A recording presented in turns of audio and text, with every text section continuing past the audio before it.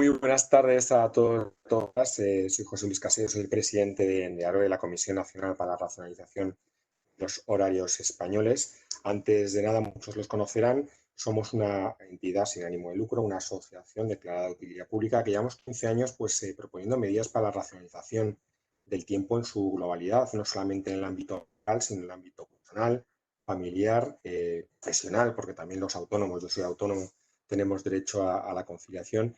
Y hemos propuesto desde hace mucho tiempo medidas que siempre hemos defendido, argumentos con datos como son la flexibilidad horaria y el teletrabajo como modelo de organización ante unas situaciones normalizadas, ante el desarrollo tecnológico y la movilidad de las grandes ciudades. Hoy me salía en la vez una entrevista que me han hecho, el titular era un poco extraño, supongo que lo dije, también lo reafirmo, es decir, habla de que es teletrabajo cuando tenemos los niños en casa y no se está cocinando. Yo añadía también, aunque no estaba en el titular, cuando no estamos confinados de forma obligatoria, porque no nos engañemos, todo lo que hemos vivido en estos últimos meses, especialmente en marzo, en abril y en mayo, no ha sido teletrabajo, es decir, ha sido el sálvese quien pueda, pase lo que se pueda y los dedos para que esto salga bien, porque nos hemos encontrado en una situación absolutamente impredecible, imprevista, en la que las empresas y organizaciones se han visto, es decir, con sus planes absolutamente derruidos. No estaba previsto el tema del teletrabajo, como verán a continuación, y se ha hecho pues medidas de tipo parche. Es decir, es lo que nos encontramos ante esta situación de crisis sanitaria global que todavía a día de hoy nos encontramos. Pues sí que es cierto que el teletrabajo bien planteado es una de las y posibilidades para favorecer la conciliación entre la vida laboral, personal y familiar. No olviden que la conciliación es un derecho fundamental reconocido por el Tribunal Europeo de Derechos Humanos como tal incorporado a nuestra legislación. Debería la Constitución hablar de que los poderes públicos deberían promover las condiciones para que la libertad, la igualdad y la conciliación sean reales y efectivas. Desgraciadamente nos queda mucho y les queda mucho a los poderes públicos para cumplir su tarea constitucional. El teletrabajo como tal, pues ante otras situaciones como la que hemos vivido actualmente, pues, es aplaudida. Esperamos que cuando la crisis sanitaria sea superada, pues no olvidemos, es decir, que tiene grandes ventajas para las empresas y para las personas. Es decir, porque nos hemos encontrado con situaciones de demonización. El teletrabajo en situaciones, insisto, no eran teletrabajo. La cuestión para nosotros siempre ha sido determinar el modelo adecuado para cumplirnos. Y consideramos que los extremos, como todo en esta vida, siempre es malo. Desde los que decían no al teletrabajo hasta los que promueven el teletrabajo al 100%, que en nuestra opinión también es perjudicial. De ahí que desde AROE siempre hemos defendido modelos mixtos y según el sector productivo. En las grandes ciudades todo es obvio, supone un ahorro de tiempo, de costes, esfuerzos considerables al evitarse esos largos desplazamientos del centro de trabajo, con el impacto que tiene además sobre todo el tema medioambiental. Siempre supone un beneficio y cuando el trabajador cumpla con los objetivos marcados, ese beneficio realmente lo vamos a ver como tal. El teletrabajo no es atender, como decía anteriormente, las tareas domésticas y de paso trabajar, sino realmente desarrollar nuestra prestación laboral desde el domicilio u otro espacio, no sea el centro de trabajo, con la misma intensidad y productividad que si estuviese en una oficina como tal.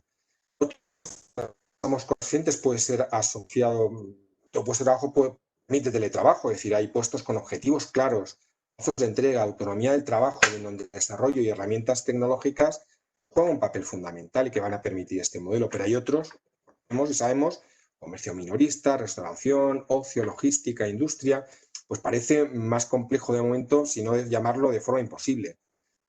Antes de marzo, el dato que manejamos es que casi el 75% de las personas trabajadoras en España iban a teletrabajar, pero no se les dejaba.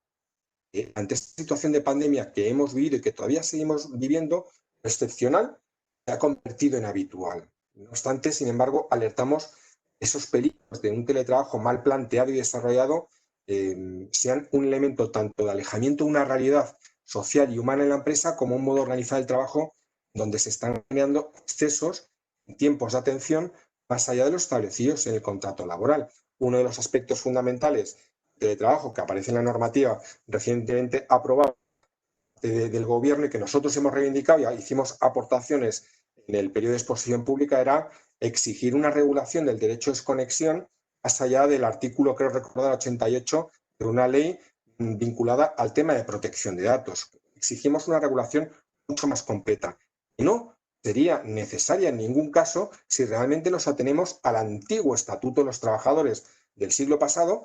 Dice que el trabajador debe prestar su prestación laboral, un inicio y un fin. Finalizada la prestación, su horario laboral, no tendría que haber ningún tipo de disponibilidad por parte de la empresa. Pero también es cierto que vivimos en el siglo XXI con otras exigencias, con tecnología que está a nuestro servicio. Nosotros reivindicamos mucho el humanismo tecnológico, es decir, que pone a las personas en primer lugar y que la tecnología no deja de ser una herramienta, donde al final modelos productivos del pasado, los famosos 3/8, 8 horas para trabajar, 8 para tiempo libre y 8 para dormir, mucha gente las firmaría a día de hoy. Insisto, estamos en el 2020 y tenemos que evolucionar esos modelos organizativos. Nosotros pues planteamos, les comentaré luego si me da tiempo, el modelo de las 4 Ds. Nos añadiría una quinta D. Nos ha salido así, todo con Ds. Mire, volviendo otra vez a los datos, porque los datos nos permiten analizar la realidad de forma objetiva y nos permiten plantear acciones para mejorar las cuestiones que nos gustan. En España, según los datos de Eurostat, solamente antes de marzo, 3% de personas practicaba virtualmente teletrabajo. Un 4% a veces y el 93% nunca. Los países más avanzados en temas de teletrabajo, según el Eurostat, eran Suecia, Islandia, Países Bajos, aunque también es claro que en estos países el impacto climático tiene que ver mucho con desarrollos de modelos de teletrabajo. La climatología en ocasiones es muy hostil en esos países y hay determinados periodos de tiempo en el que se exige, se pide y se organiza el trabajo de otra forma absolutamente diferenciada. Antes de marzo de este año, entre un 14 y un 20% de las empresas españolas tenían previstos implementar programas de teletrabajo.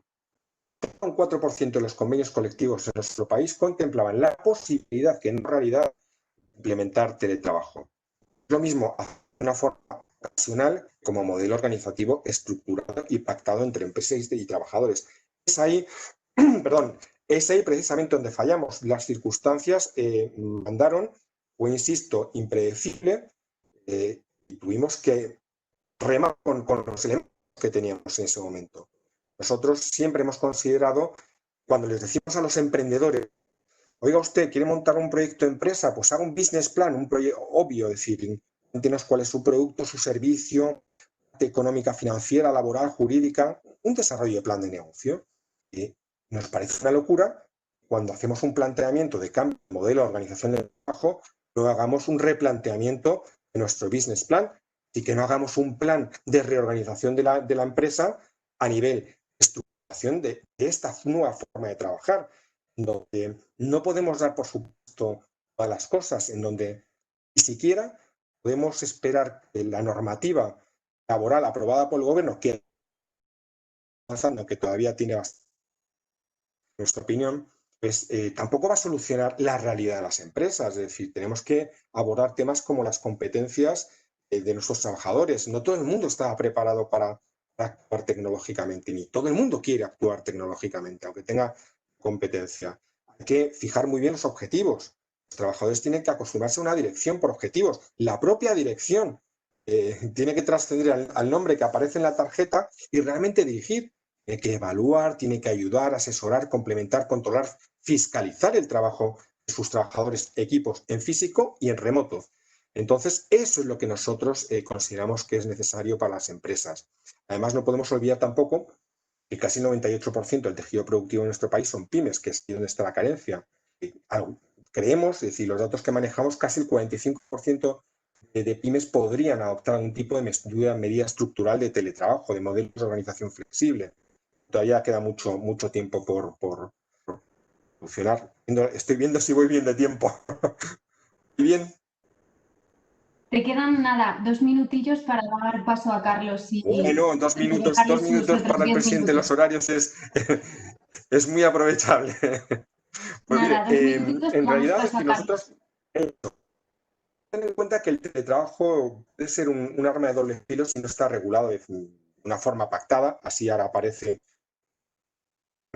pues porque podemos hacer que la jornada se extienda en tiempos y espacios absolutamente insospechados, más con recursos y infraestructuras puestas a disposición por parte de la organización, como no podía ser de otra forma. Ya no pelearemos si parte de la factura en tema de comunicaciones la paga la empresa o la paga el trabajador.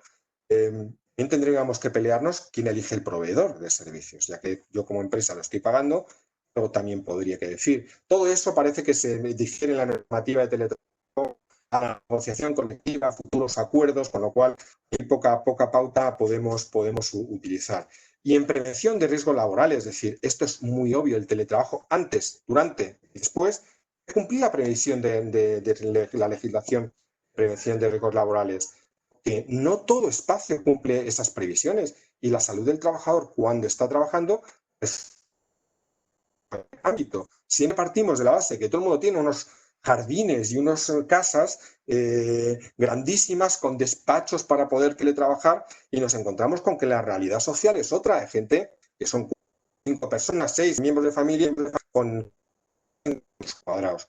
El mero hecho de tener un espacio no significa que un trabajador pueda teletrabajar. Y ya sabemos lo que dice la normativa. Aquí el trabajador, previa comunicación por la empresa, tiene que facilitar los medios para que los equipos de prevención puedan validar esos espacios. No es lo mismo trabajar con el portátil tirado en el suelo del salón de tu casa de 40 metros que tener un espacio, es decir, habilitado con todas las medidas y temas que establece la legislación de prevención de riesgos laborales. Insisto mucho, el teletrabajo entre empresa, entre empleador, reclamamos modelos, y con esto ya termino, el de las 5 Ds que llevamos más tiempo, que pueden intentar y que parten. La primera D es fundamental, descanso. Somos personas, no somos máquinas. Tiene que haber un espacio para el descanso. La segunda D, dedicación a la prestación laboral, la dedicación a nuestro trabajo. La siguiente D, la D de disponibilidad, que es aquí donde está la gran clave. Es decir, los trabajadores a día de hoy pueden establecer marcos de disponibilidad para sus superiores jerárquicos puedan tirar de ellos. Y luego la D de desenganche. Determinado, el trabajador tiene absolutamente el derecho a desconectar plenamente. Yo le añadía en plan cómico la siguiente D, que es la dedicación de los padres a apoyar a los chavales cuando les tenemos en casa sus tareas domésticas, en sus tareas de colegio, que es lo que hemos vivido desgraciadamente en este segundo trimestre tan lamentable que hemos tenido. Muchísimas gracias a todos y a todas, encantados y estar a su disposición. Nos tienen en www.horariosenespana.com y seguiremos luchando para que la conciliación y los horarios en este país sean europeos y no sean una anécdota o un Spain is different, que es algo que no nos ha hecho lamentablemente mejores como país. Muchas gracias, José Luis. Ojalá lo consigamos. Carlos, cuando quieras, tu turno. Sí, hola, buenas tardes a todos. Antes de nada voy a compartir la pantalla con mi presentación. Aquí está. Y bueno, como decía, buenas tardes a todos y gracias por asistir a este Open Safety Day para hablar sobre algo tan importante como es la salud laboral, ¿no?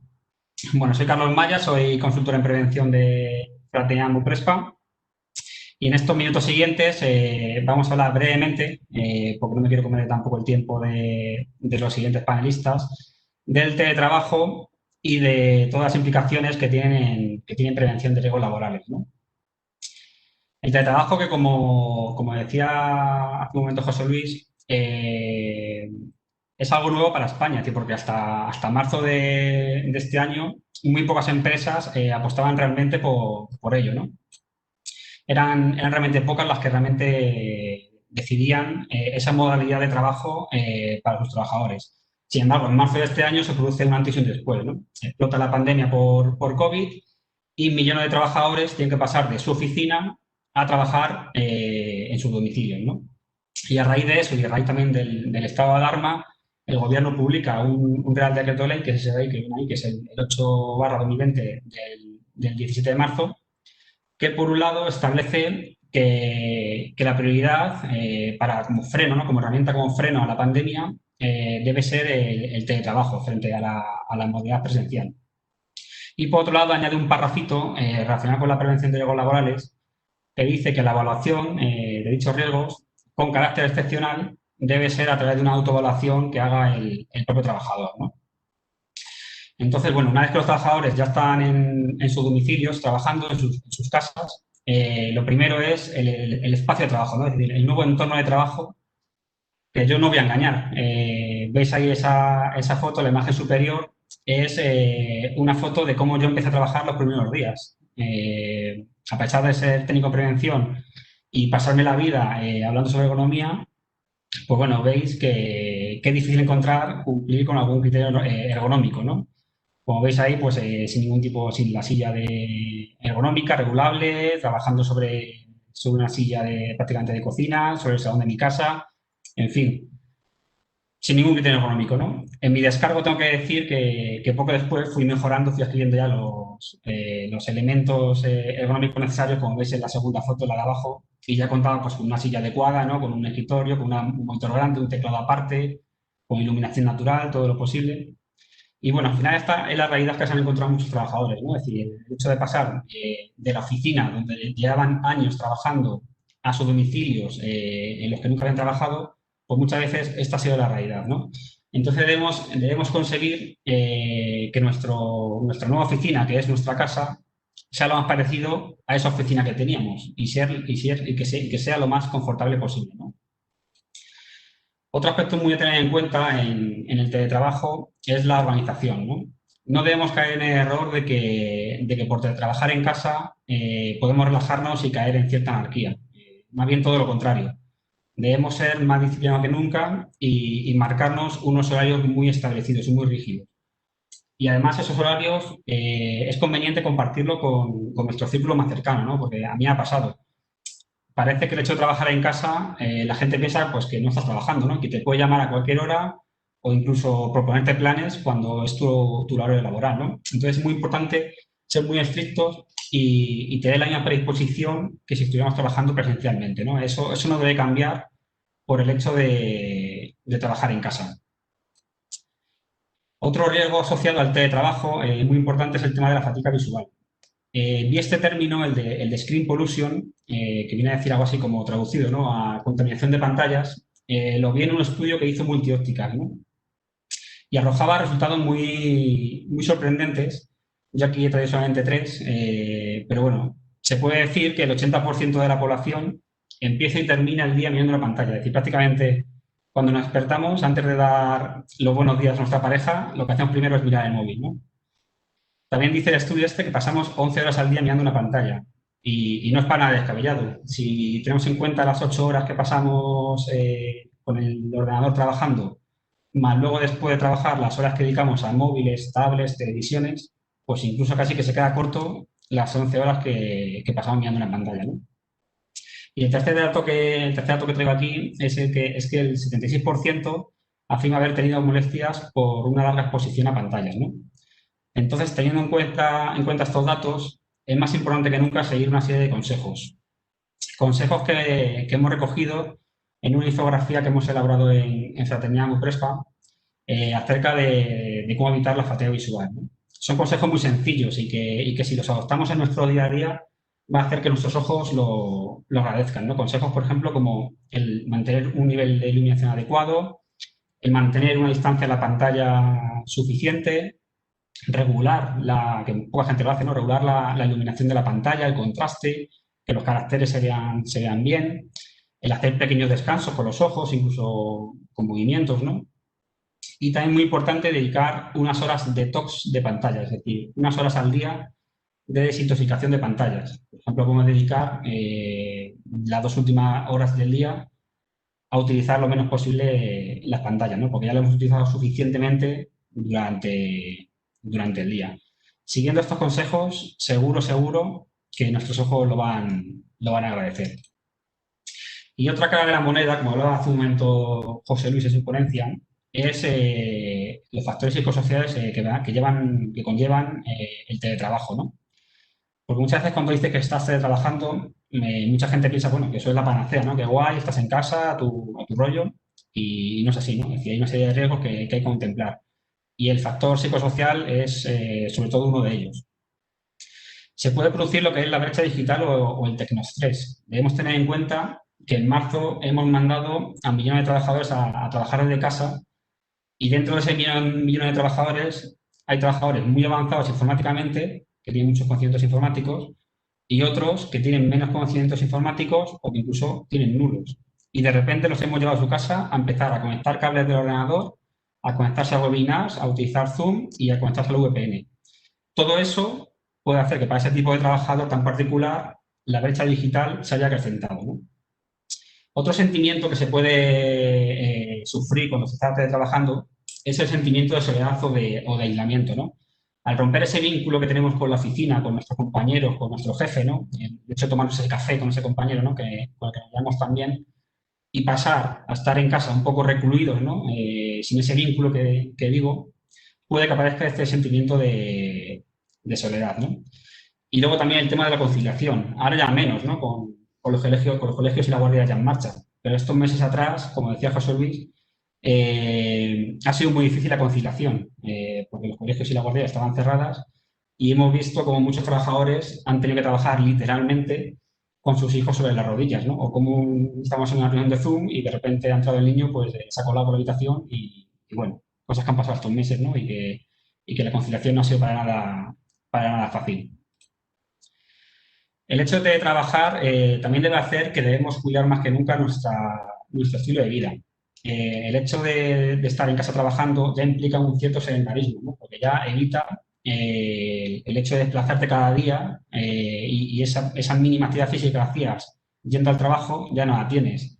Si además a eso le sumamos el hecho de que tenemos muy cerca la cocina y el frigorífico, puede hacer también que comamos más entre horas, ¿no? Con lo cual nos podemos desviar de nuestro estilo de vida saludable. En Fraternidad creamos un desafío, que era el desafío Quédate en casa FM, compuesto por tres retos, que era el reto Cuida tu mente, el reto Mantente activo y el reto Controla tu alimentación. Todos ellos con consejos, con tips, con recomendaciones acerca de cómo seguir un estilo de vida saludable en esa época de teletrabajar y de confinamiento que estábamos sufriendo, ¿no? Y bueno, ya para terminar, cómo no, hacer una breve mención a nueva ley de trabajo que, como sabéis, acaba de salir del horno. Daría para hacer un webinar entero de más tiempo que yo le voy a dedicar, pero bueno, simplemente por dar dos ideas que esta ley contempla. La primera es que establece claramente que el trabajador que teletrabaja, valga la redundancia, tiene derecho a recibir una protección igual que aquel trabajador que trabaja de forma presencial. Y lo segundo que menciona respecto a temas de prevención de riesgos laborales es que hace especial énfasis a lo que hemos hablado, es decir, a los factores psicosociales, ergonómicos y organizativos. Y además dice que la empresa deberá recabar u obtener información de los riesgos a los que el trabajador está expuesto en su puesto de teletrabajo. En relación a esto, nosotros en Fraternidad elaboramos un cuestionario, como veis ahí, en el cual nuestro propósito era facilitar a las empresas que el trabajador pudiera autoevaluarse, ¿no? Sin tener grandes conocimientos preventivos, poder hacer una especie como de checklist muy, muy sencillito, incluso con las medidas ya establecidas, para que pueda hacer esa autoevaluación de su puesto de trabajo, ¿no?